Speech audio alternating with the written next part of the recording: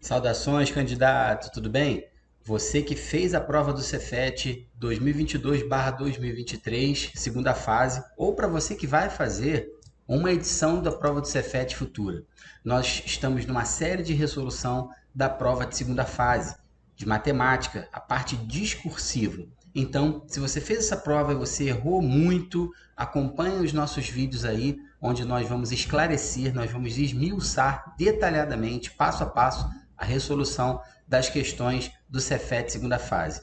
Se esse assunto já é do teu interesse, você está estudando, cara, está se preparando para fazer prova para as escolas técnicas ou militares, já senta o dedo no like aí, inscreva-se no canal para você não perder nenhuma novidade aqui. Vamos ver então como é que o Cefet cobra as questões do ensino fundamental no seu exame discursivo? Vamos resolver então, pessoal, a questão de número 8 da prova do Cefet, segunda fase, para ingresso no ano de 2023, tá bom? Essa questão número 8 é uma questão bem complexa, principalmente o item B. O item A eu achei fácil, mas o item B eu achei bem complexo, tá bom? E eu acredito que tenha sido a questão com o maior índice de erros dos alunos, né, que querem fazer o ensino médio dentro do Cefet. Para um aluno de oitavo, de nono ano, até aluno de primeiro ano, as questões de geometria, geralmente esses alunos têm mais dificuldade. Vamos ler a questão, vamos lá. Um aluno do Cefet RJ fez um robô para uma competição internacional de desafios geométricos. O robô sempre faz um octógono convexo. Calcula seus ângulos internos e a medida de seus lados de forma correta. Em determinado momento, o robô fez um octógono convexo A, B, C, D, E, F, G, H e calculou seus ângulos internos. Agora, o texto da questão nos dá as medidas dos ângulos internos, que são 135 graus no vértice A, ângulo do vértice B 120, C 120, D 135, 135 de novo no E, 150 no vértice F, 150 no vértice G e 135 no vértice H.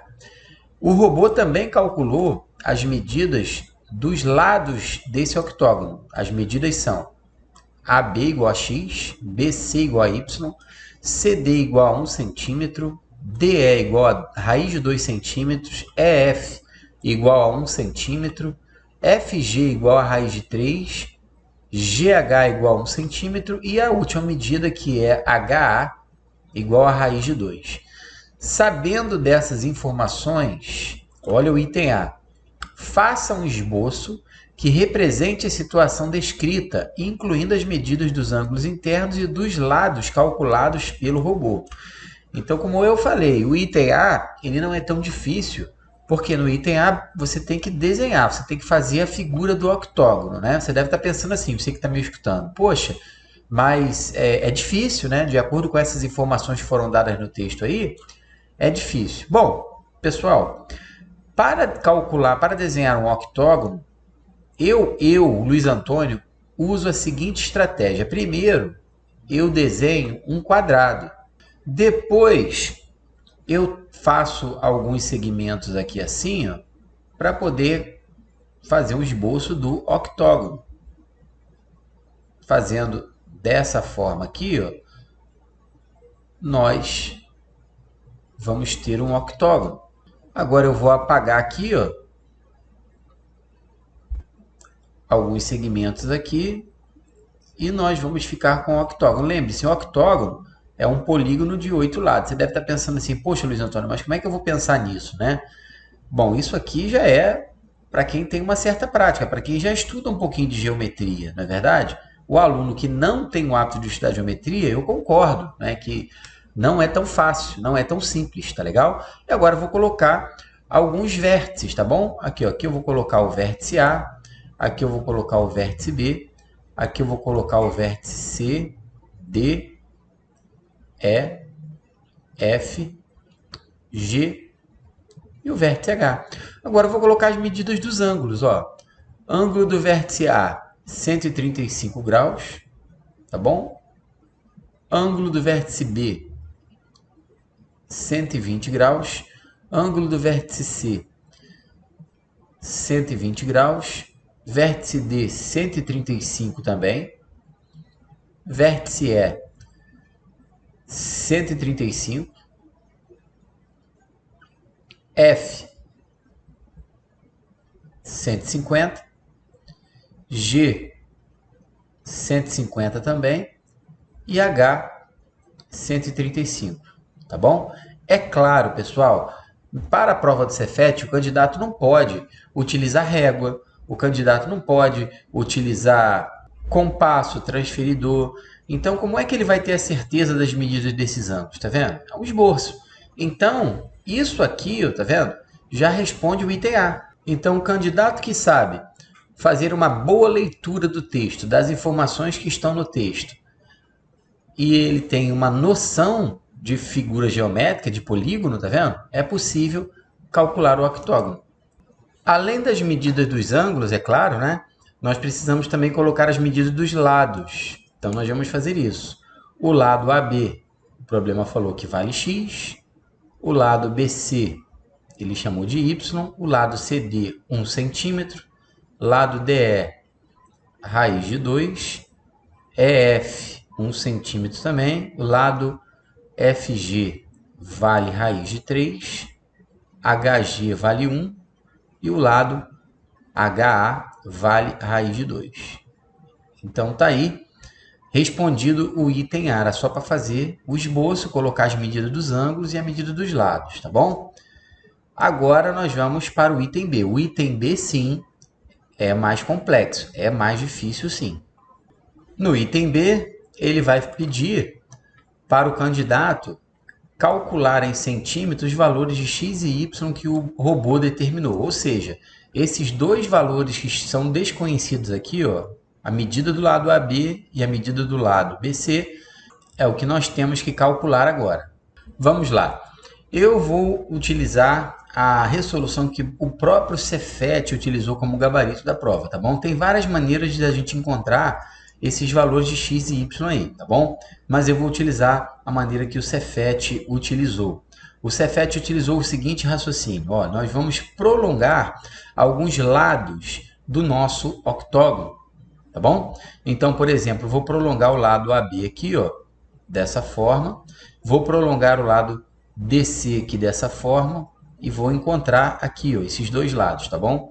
Então, prolongando aqui, aqui também vou prolongar o lado AB para cá e o lado HG para cá.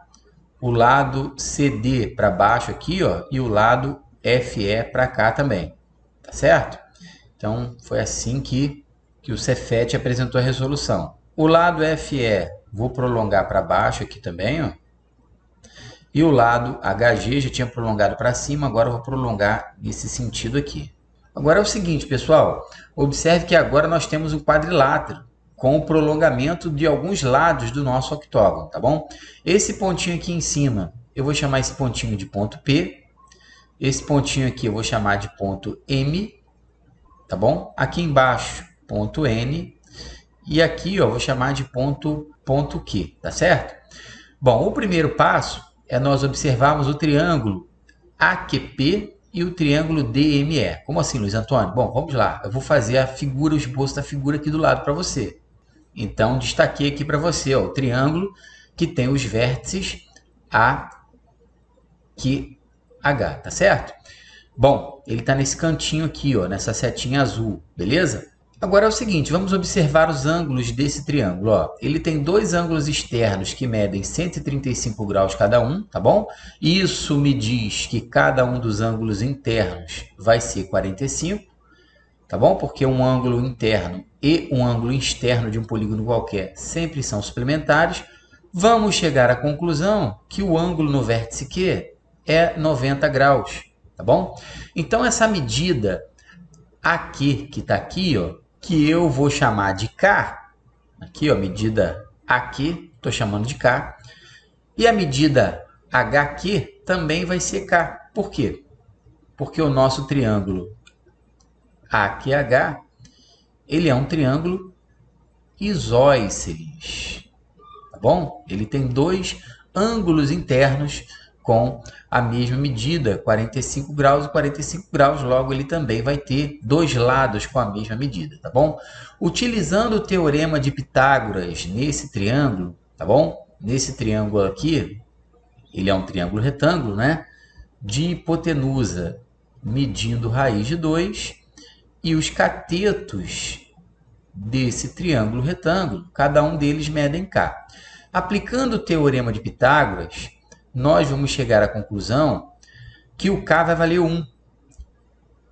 Então, eu vou calcular para você aqui, ó, o quadrado da hipotenusa é igual à soma dos quadrados dos catetos, que nós vamos chegar a 2 igual a 2K ao quadrado, dividindo ambos os membros da igualdade por 2, nós vamos chegar à conclusão que K ao quadrado é igual a 1, tá certo? Então, K vale mais ou menos 1, logo, o K tem que valer 1. A gente está falando de uma medida de um triângulo, tá bom?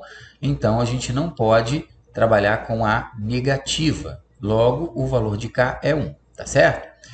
Bom, observe que o triângulo DME é o mesmo triângulo. Aqui nesse cantinho aqui, ó, tá bom? DME é o mesmo triângulo AQH. Então, por analogia, analogamente, nós podemos afirmar, tá, que os lados aqui do triângulo DME também medem 1 cada um. Esse 1 que eu coloquei aqui para você, tá bom? Eu vou colocar lá na figura, ó. Aqui mede 1, aqui também vai medir 1. Analogamente, claro, DM aqui também vai valer 1 e EM também vai medir 1, tá bom? E é interessante escrever isso, tá bom? De forma organizada. Então, vou escrever aqui, ó. Logo, AQ é igual a HQ, que é igual a MD, que é igual a ME, que vale 1 centímetro. Tá bom, pessoal? Vou destacar na figura agora o triângulo GFN. Triângulo GFN é esse triângulo que está aqui, ó, tá bom? Que nós encontramos pelo prolongamento dos lados FE e HG. Destaquei aqui para você, tá bom? Esse triângulo, ele tem dois ângulos externos de 150 graus, logo, ele vai ter dois ângulos internos de 30 graus. Lembre-se, o ângulo interno com o ângulo externo de qualquer polígono sempre são suplementares, tá bom? Então, aqui nós temos um ângulo de 30 graus, aqui também. Esse triângulo GFN, também é um triângulo isósceles, tá bom? Os lados GN e FN são congruentes. E esse ângulo aqui, no vértice N, né, ele vai medir 120 graus. Vou colocar aqui os 120 graus, tá certo? Eu preciso calcular as medidas FN e GN. Então, vou chamar cada uma dessas medidas de Azinho minúsculo, tá bom? Aqui, nós precisamos calcular. Tem várias maneiras de calcular esse valor de A aqui, tá bom, pessoal? Eu vou utilizar a lei dos cossenos, tá? A lei dos cossenos para calcular esse valor de A. A lei dos cossenos relaciona, tá bom, as medidas dos lados de um triângulo qualquer. Observe que nós temos aqui, ó, a medida raiz de 3, que é a medida de um lado do triângulo, a medida A e aqui a medida A também. Utilizando aqui em cima, então, a lei dos cossenos, ó, a raiz quadrada de 3 ao quadrado vai ser igual a ao quadrado mais A ao quadrado menos 2 vezes A vezes o cosseno de 120 graus, porque 120 graus é o ângulo oposto ao lado que mede raiz de 3, tá bom, pessoal? Eu espero que você saiba utilizar a lei dos cossenos, né? Como eu falei no início dessa videoaula, é a questão mais difícil da prova, tá bom? Aqui eu vou somar 1A ao quadrado mais 1A ao quadrado, isso vai dar 2A ao quadrado, aqui menos 2A ao quadrado, tá bom? Porque quando a gente multiplica aqui, ó, A por A, você encontra A ao quadrado. Bom, e o cosseno de 120 graus, isso aqui nem todo mundo sabe, tá? É da trigonometria. O cosseno de 120 graus, ele vale menos meio. Então, vou colocar aqui, menos meio. É importante você saber a lei dos cossenos. Vai salvar você de um monte de questão de geometria envolvendo triângulos, tá bom? Então, vamos lá, continuando, ó. 3 igual a 2A ao quadrado, isso aqui vai dar mais A ao quadrado. Por que, Luiz Antônio? Eu cancelei aqui, ó, esse 2 que está aqui multiplicando com esse 2 que está aqui dividindo, tá vendo? E por que ficou mais, Luiz Antônio? Porque aqui tem um sinal negativo e aqui tem um outro sinal negativo. Quando você multiplica negativo com negativo, você obtém positivo. Então, chegamos à conclusão que 3 é igual a 3a ao quadrado. Dividindo ambos os membros da nossa igualdade por 3, chegamos à conclusão que a ao quadrado é igual a 1, tá certo? Então, a pode ser um positivo ou um negativo, mas como estamos falando do lado de um triângulo, né, só vale a positiva. Então, chego à conclusão de que o A vale 1. Logo, eu vou colocar a medida aqui, ó, um aqui e um aqui, porque são os dois lados do nosso triângulo aqui isósceles, tá bom? O lado FN e o lado GN. Bom, agora é o seguinte, pessoal. Agora, nós temos as medidas dos lados, aí, de alguns lados que nós não tínhamos, não é verdade? Agora é o seguinte, eu vou ligar o ponto Q até o ponto M. E aí agora nós vamos observar a proporcionalidade entre os triângulos QMN, que eu vou botar aqui, ó, triângulos QMN, e o triângulo GFN. Tá bom? Vamos chegar à conclusão que esses dois triângulos eles são semelhantes. Por que motivo, Luiz Antônio? Observe, o ângulo N é o ângulo comum para os dois triângulos. E observe que a razão entre os lados FN e MN é a mesma razão entre os lados NG e NQ, que é um terço. Logo, o caso de semelhança é o caso lado, ângulo, lado. Então, os triângulos são semelhantes, tá certo? Na razão terço. Então, eu posso afirmar, pessoal, que GF está para QM na razão de 1 para 3, tá bom? Como o GF vale raiz de 3, eu consigo calcular o lado QM, que vai me dar 3 raiz de 3. Então, já vou colocar lá na figura, tá vendo? Aqui, ó, 3 raiz de 3. Essa medida aqui vai ser muito importante para a gente calcular a medida y, que está aqui em cima, ó. Vamos analisar agora os ângulos internos do nosso triângulo, tá vendo? BPC. BPC tem dois ângulos externos de 120 graus, tá certo? Logo, os dois ângulos internos, cada um deles vai valer 60 graus. Bom, esses dois ângulos de 60 graus aqui me diz o seguinte, me faz concluir que o terceiro ângulo ele também vai ser de 60 graus. A soma dos ângulos internos de qualquer triângulo não é 180. Logo, esse triângulo aqui ele é um triângulo equilátero. Então, as medidas PC e PB também medem Y. Posso colocar aqui, os três lados têm a mesma medida. Tá vendo que interessante? Então, vou colocar uma setinha com essa informação. Ó. PC é igual a PB, que vale Y. Tá bom? Olhemos agora, pessoal, para o triângulo QPM. Tá bom? Aqui o vértice do triângulo PQM. Esse triângulo PQM, ele também vai ser um triângulo equilátero. Basta analisarmos os ângulos que aparecem aqui, ó, na base desse triângulo PQM.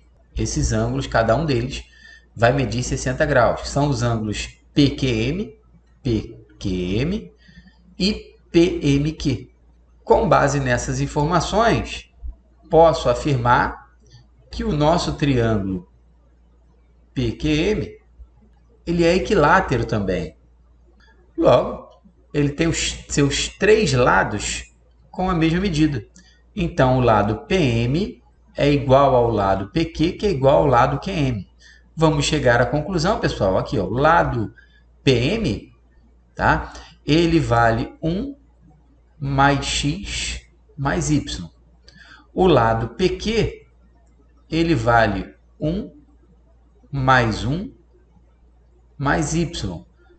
E o lado QM vale 3 raiz de 3. Aqui nós vamos encontrar os valores de x e y. Primeiro, eu vou encontrar o valor de y com essa igualdade que você está vendo aqui. Ó. Então, vou escrever ela aqui, tá bom? 2 mais y é igual a 3 raiz de 3, o que vai me dar o valor de y, 3 raiz de 3, menos 2. Em seguida, vou escrever a outra igualdade, tá bom? Que é essa igualdade destacada aí para você. Então, vamos lá. 1 mais x mais y é igual a 1 mais 1 mais y. Chegou à conclusão que o x é igual a 2, pois nós podemos cancelar esse y aqui um dos dois lados da nossa igualdade. Com isso, chegamos finalmente à conclusão dessa questão, que foi uma questão complexa, tá bom? Reconheço, não é qualquer aluno, né, do nono ano que consegue resolver uma questão desse nível aí. Eu acredito que tenha sido a questão com maior índice de erros, tá bom? Mas é absolutamente possível você refazer essa questão passo a passo, tá bom? Que você vai conseguir resolver essa questão aí, tá bom?